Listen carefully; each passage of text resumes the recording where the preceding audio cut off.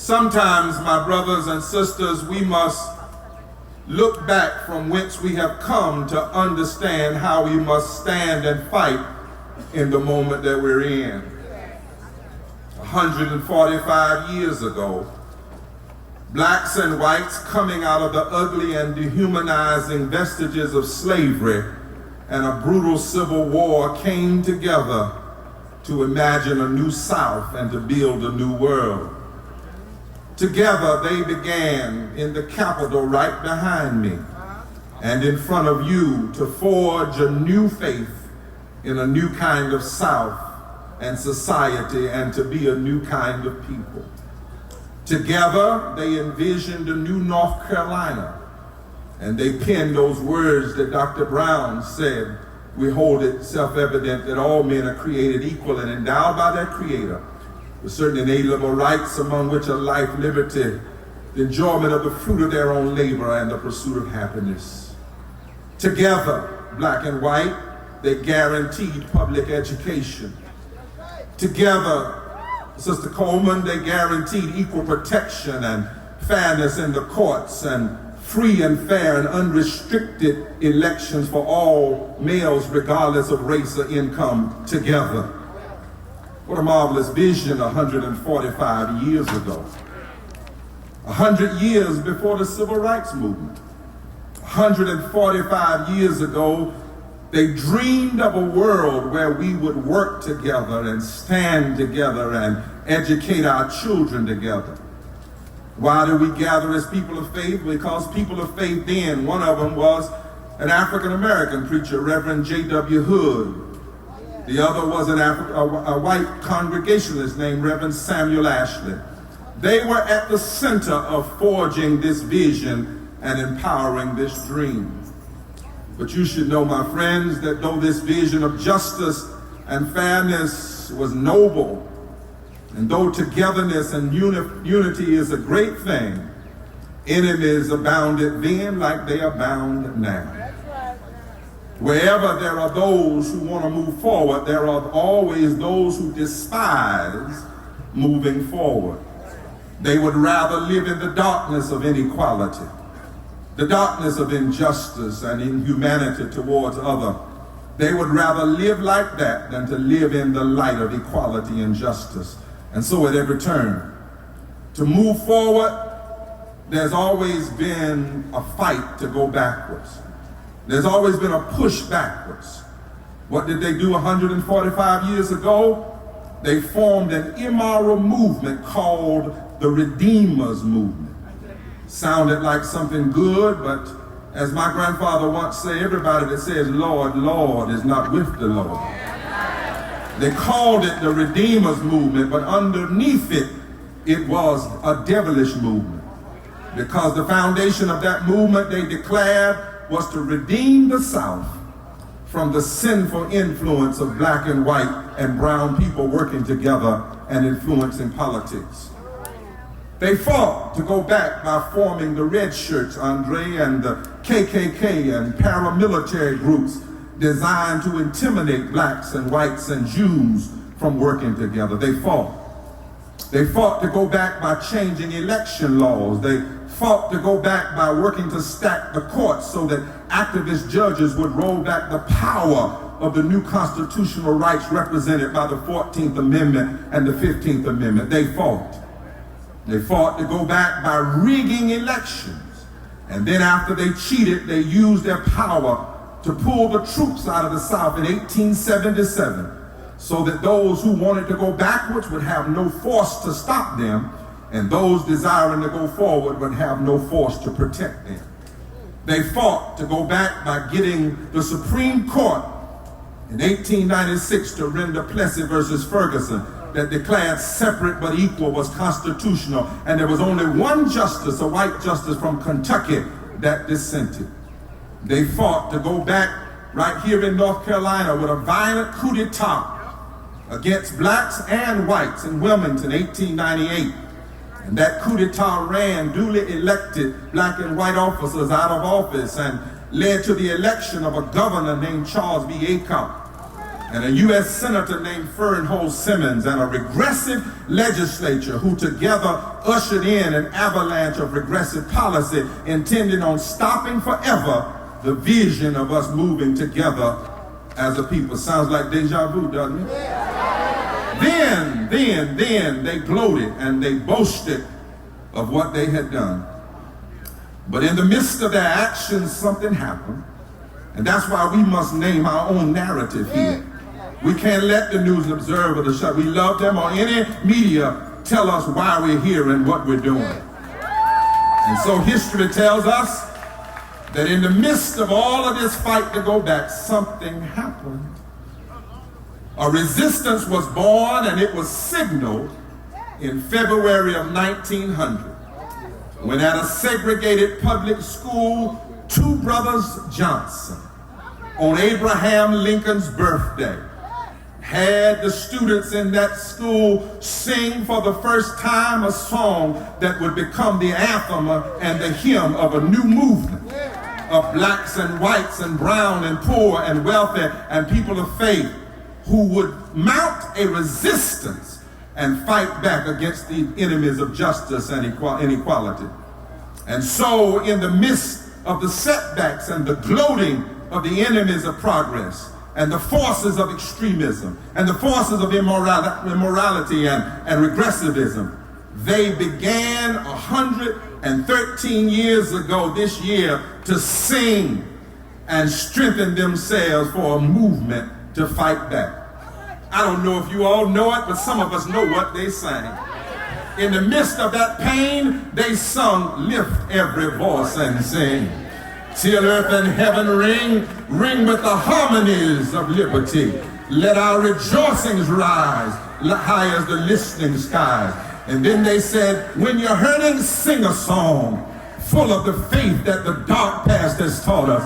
Sing a song full of the hope that the present has brought us. Facing the rising sun of our new day begun, let us march on till victory is won. And then they sung, "Stony the road we trod, bitter the chastening rod, felt in the days when hope unborn had died, yet with a steady beat have not our weary feet come to the place for which our fathers sighed." And then they closed it with a refrain of faith. "God of our weary years, God of our silent tears, thou who hast brought us thus far along the way, thou who hast by thy might led us into the light, keep us forever in thy path, we pray. Lest our feet, God Almighty, stray from the places, our God, where we met thee. Lest our hearts, drunk with the wine of the world, we forget thee. Shadowed beneath thy hand, may we forever stand true to our God, true to our native land." They sang, and by faith refused to give in. They sang, and by faith they built a new movement.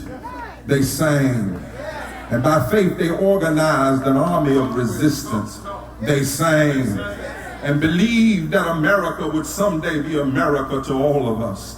They sang, and believed that the South would not forever be bound in the shackles of hate and discrimination.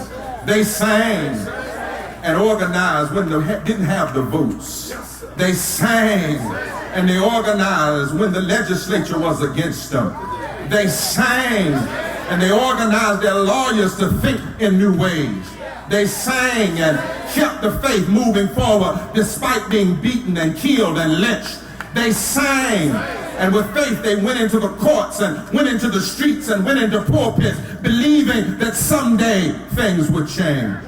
They sang, and by faith they won in the Supreme Court in 1954. They sang and prayed in. They moved presidents. They moved the leaders, Republicans and Democrats, with their moral stamina. They sang, and with faith, they beat back the John Birch Society and the Dixiecrats and the Sovereign Commission and the Ku Klux Klan. Right here in North Carolina, they sang. And by faith, they reversed the course of history. And this, my friends, Is our legacy and calling once again today? Yes, we have seen an immoral and regressive legislature. Yes, in 6 months, 180 days, they have turned this state 180 degrees in the wrong direction. Yes, they have attacked the poor and attacked the sick and attacked our children and attacked teachers and attacked those who have different sexualities and have attacked labor. Yes, they have hurt us.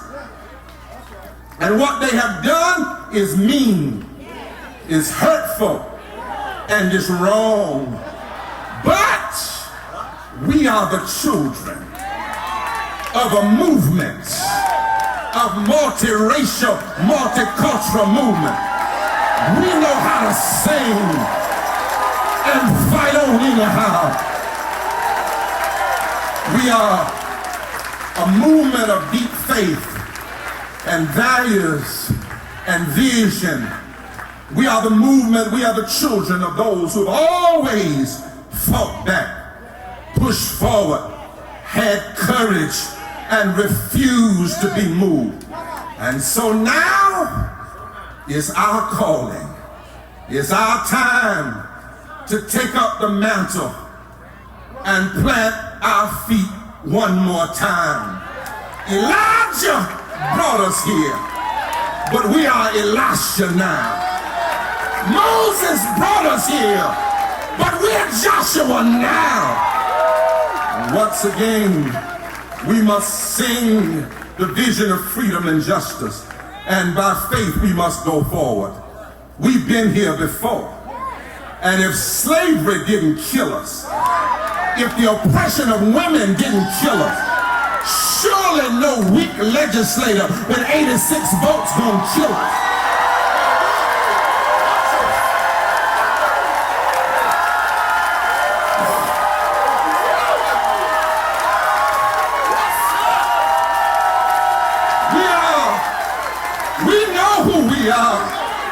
We are the sons and daughters of those who won against incredible odds. We are the sons and daughters of those who had hope when hope unborn had died. We are the sons and daughters of those who refused to become drunk with the wine of the world, drunk with the wine of racism, drunk with the wine of injustice, drunk with the wine of power, and drunk with the wine of inequality. We know who we are. Now, it won't be easy. It won't be an easy fight, but it will be a fight. We know how to fight. In fact, we live for the fight. Don't make no mistake, North Carolina. This is no momentary hyperventilation or momentary protest. This is a movement, not a moment. Mendez, we got a reputation to uphold. My mama depending on us. My daddy that's looking down from the portals of heaven is dependent on us. Rosa Parks is dependent on us. Mary Evans is dependent on us. Viola LaRussa, a white woman, is dependent on us. So we who believe in freedom cannot rest. Yes, we got a governor that's decided to be on the wrong side of history. Oh yes. We got a legislature bragging and boasting about its power and legislating on the basis of lies and discrimination. And though they have temporary power, the future does not belong to them.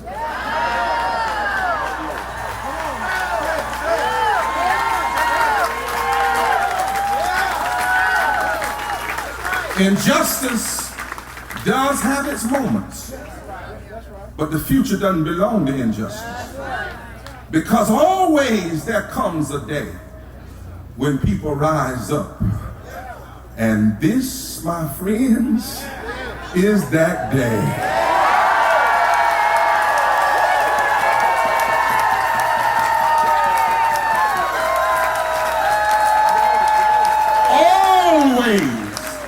Somebody say always. A new day comes. Always. The morning follows the dark night. That great Jewish text. So pleased to stand here today with these rabbis. That great text of Psalm 118 says, almost painfully, I called on the Lord in my distress, and the Lord answered me, set me in a broad place. The Lord is on my side. I will not fear. What can man do to me? The Lord is for me, among those who help me. Therefore I shall see my desire on those who hate me. Then the psalmist feels his help coming and he says, it's better to trust in the Lord than to put confidence in man. It's better to put the trust in the Lord than put confidence in princes and kings and politicians. Then the psalmist speaks of a new day. He says, in the middle of the distress, the stones, God comes out, that the builders rejected have become the chief cornerstone. And this is the Lord's doing. And it's marvelous in our eyes because this is the day that the Lord has made. And I came by here, I ain't nothing but a country preacher, to announce that this is the day that the Lord has made.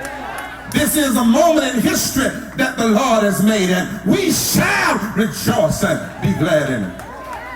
Through this pain, through this abuse, this is still the day. The Lord, as my grandmama said, the Lord has brought us together. The Zeitgeist, as the German theologians would say, has brought us together. The Great Spirit, as my Tuscaroran ancestors would say, has gathered us under the wing of the eagle and called us together. God has called the stones that the builders rejected to come together. The people that this legislature has rejected, that the governor has rejected. And this is the day for all of us to fight for this state to do right. This is the day when we announce we will not go back. Look around for a moment and see what the Lord has done. Just take a look. Couldn't nobody but the Lord start with 17 and then fill up Fayetteville Street? Look at what the Lord has done. All they do to keep us divided. Here we are, all races, all colors, all sexualities, all communities, all incomes. I wish somebody would shout, this is the day that the Lord has made. So my friend, don't you get discouraged. Oh, no, no, no. Claim the power of this moment and let us prove once again that what men mean for evil, God can turn it to good. Let us prove again that when the stones that the builder rejected gets together, a new day has arrived.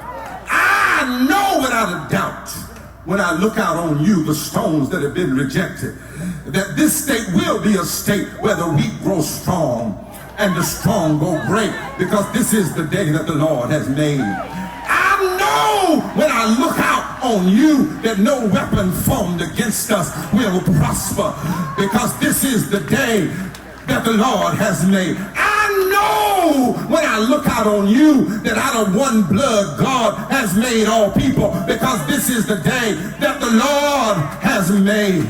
Look around and see what the Lord has done. Look around and see North Carolina's new future right out here on the street. Look around and see a new South. Look around and see a new America. There was a time we wouldn't be together like this. There was a time the right-wing wedge issue would have kept us from holding together. But look at us now, holding hands together.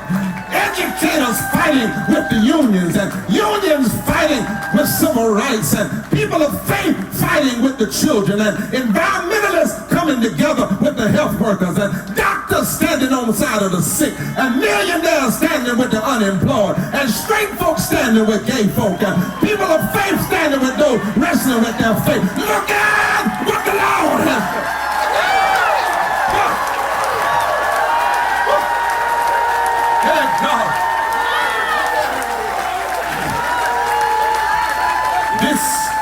This is the day when we remind this governor and every governor that comes after him that being elected does not give you the authority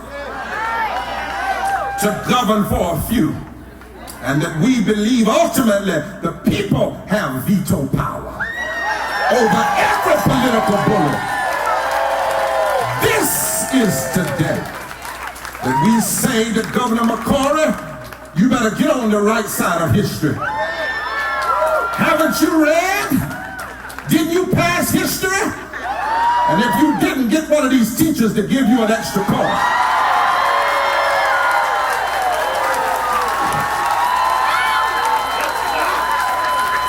This is the day we remind Governor McCory, George Wallace lost. Lexter Maddox lost. Lou Hodges lost. You're on the wrong side of history. This is the day that we say to this power-drunk, extreme legislature, justice will prevail over your trickery and your temporary victory.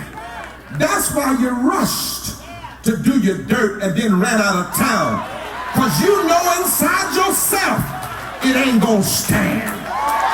You know inside yourself it's just temporary. What you have done will not stand the test of time, the scrutiny of the Constitution, or the power of the people. This is the day that we believe there's still a better way. All our children can be educated.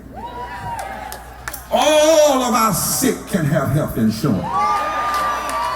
All of our workers can be protected. The poor can be lifted.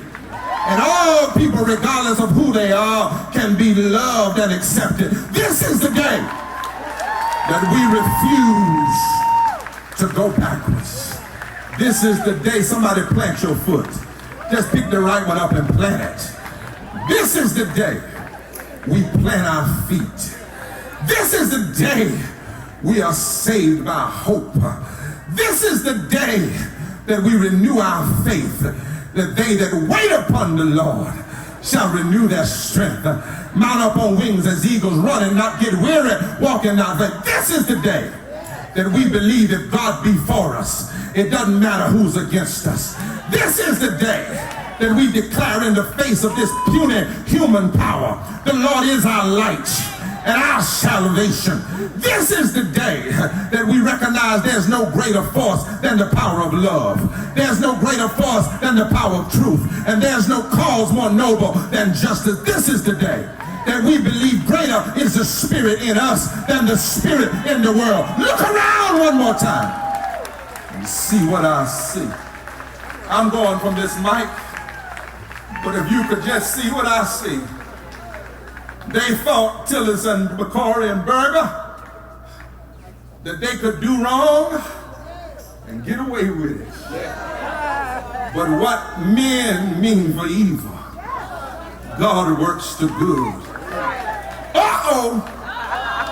Instead of depressing us, they have made us determined to fight. Sister Coleman, instead of defeating us, they've made us defiant. Instead of dividing us, they've united us. Instead of scaring our lawyers, they've made our lawyers ready to fight. Instead of discouraging our young people, they put a fire in them and raised up a new generation of warriors for the battlefield.